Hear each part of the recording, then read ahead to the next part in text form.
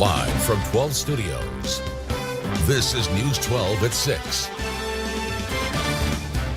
Tonight on News 12 at 6, a chance of rain for tonight, but is it a sign for the rest of the weekend? Tom Hale has a look at your Sunday forecast. I mean that someone would do this. A theft at an Oklahoma museum, the priceless possessions they got away with. New concerns about the growing number of people infected with the coronavirus, the global response to try and stop the illness from spreading. Welcome to News 12 at 6. I'm Meredith McCown. A Johnston County man says his dog is fighting to survive after it was shot by a neighbor. It happened yesterday around 9:30 a.m. on River Road near Mallard and Butcher Pen. 70-year-old Donald Upchurch says his son went outside to get the mail when he heard a boom. Upchurch says the dog was roaming away from the property when it got shot in the leg. Their pit bull mix, Biscuit, is still alive but can't move. Johnston County Sheriff John Smith says a report has been filed. Well, people can't just shoot other people's dogs and just get away with it, you know. That's not right for somebody just to shoot your dog because they want to. At 10, hear why the sheriff's office says the neighbor shot the dog in the first place. An Ardmore woman is in jail more than a month after her baby tested positive for meth. 30-year-old Brittany Kravitz is charged with child neglect. Police say her newborn baby tested positive for meth back in December. They say she admitted to using the drug. DHS has been notified. Kravitz is in the Carter County Jail. Families are heartbroken after memories of their loved ones have been ransacked by thieves. The memories are attached to items stolen from an Oklahoma museum. As Cassandra Sweetman reports, the items span back to World War I. Why would anyone take something that belongs to somebody else's that was killed in action? Why would they do it? Cherished pieces of history stolen from Tonkawa's McCarter Museum earlier this week. I just couldn't believe that they would come in here and do that. I was just astonished. Valerie Buss runs the museum and found thieves had taken almost only military memorabilia, once worn or used by people of Tonkawa. These were real people who lived and died, and they, their families have brought all their things here for us to keep and maintain and preserve their memories. So we were really saddened by this. A Red Cross nurse's uniform stolen along with military helmets, gear, and a black embroidered jacket from Tina Robinson's brother, Corporal Lee Derrickson. It breaks my heart so bad. I mean that someone would do this. The theft bringing back bitter memories of loss. That day when the officers came, I was a little girl. I just sat there and bawled, and I went and hide in a closet and bawled for hours. Several items donated or collected by Vietnam veteran Mike Schatz. Most of these people, the names and everything, I know who they are. I've lived with these people all my life. Other items taken include a German prisoner camp flag, a rocket-propelled grenade, and a World War I bugle. Buss saying they believe someone may be trying to sell the items to private collectors. Usually people are here to help us. We've just never had anyone come and hurt us like this. Hoping and praying the thieves decide to return the town's priceless history. I'll bring it back here, put it in a plastic bag, and put it on our front door. 22 years after being convicted of murder and sentenced to die for it, one Texas inmate wants a new trial. An appellate court stopped his execution 5 days before it was set to take place in November based on new evidence his legal team found. Jody Barr reports on the latest legal maneuver in the case. For the first time in years, Stacey Stites' family faced the man sentenced to die for killing the Bastrop teen 22 years ago. Rodney Reed's family was there too. Reed's attorneys wanted Judge J.D. Langley removed. He's a retired visiting judge appointed to Reed's case.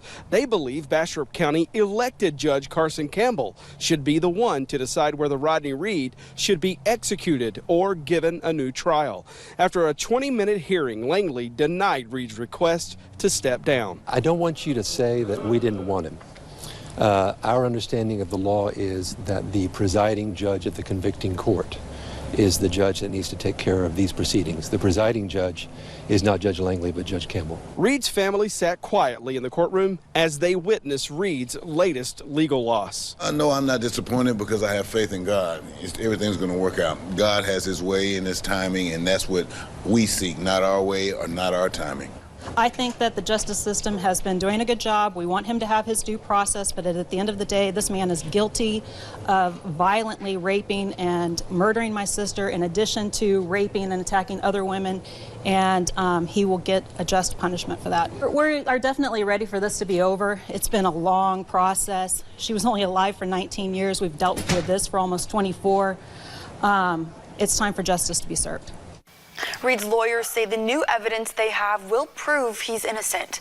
Turning to weather, another day of sunny skies in the forecast for tomorrow. Tom Hale joins us in the Weather Center.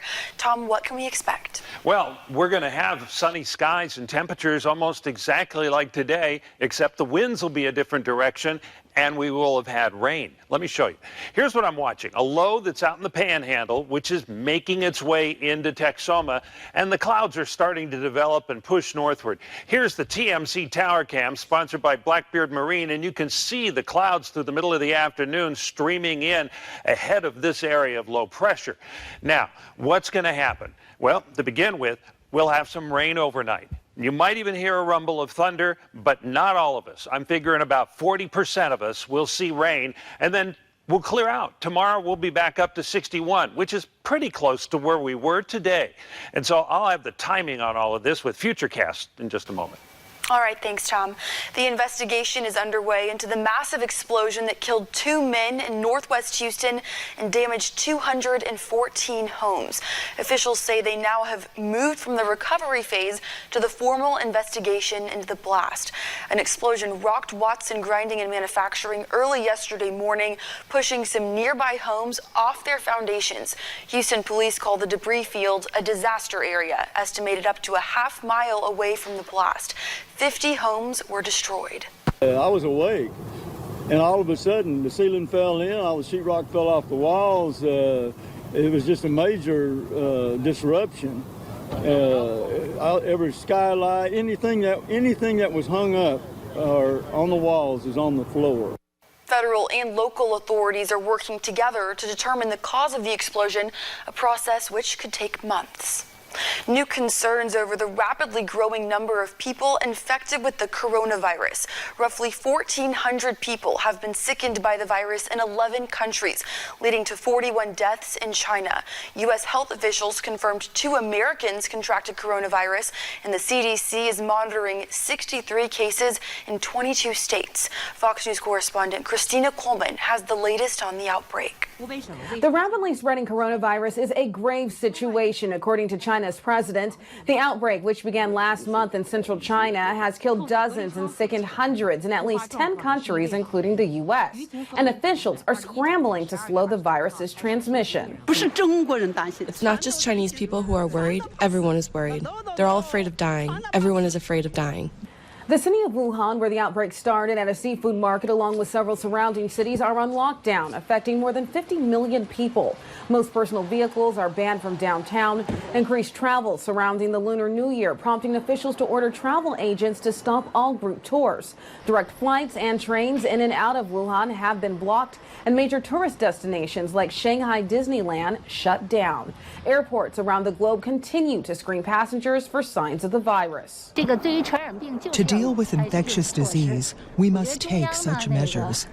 Meanwhile, in the U.S., a second case has been confirmed in Chicago. A woman in her 60s who recently returned from China is under medical care at a hospital. And the Centers for Disease Control and Prevention is monitoring dozens of cases in several states. But I can reassure you that even with this Chicago case, the health risk to the general public from novel coronavirus remains low at this time. The majority of those affected are in mainland China, but both Australia and Malaysia reported their first cases Saturday. The CDC says they expect more Americans who travel to Wuhan to be diagnosed with the virus, but that the risk to the general public remains low. In Los Angeles, Christina Coleman, Fox News. Still ahead, a woman finds out the gender of her baby when she least expects it. The prank her boyfriend pulled to surprise her. And taking a live look outside of our TMC tower cam, a chance for rain in the forecast for tonight, but a beautiful day tomorrow. Tom's got a look coming up.